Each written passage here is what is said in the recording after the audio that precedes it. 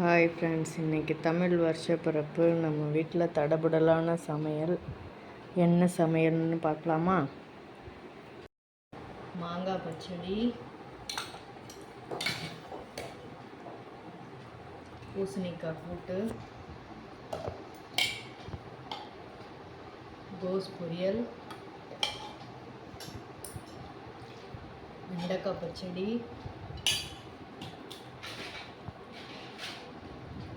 அப்பளம், காலிஃப்ளவர் இது பண்ணிடுவோம். கத்திரிக்காய் முருங்கைக்காயெல்லாம் போட்டு சாம்பார் அண்ட் கொஞ்சம் நெய். இதுதான் நம்மளோட தமிழ் புத்தாண்டு special lunch menu. Okay, next payasam. அவ்வளோதான்.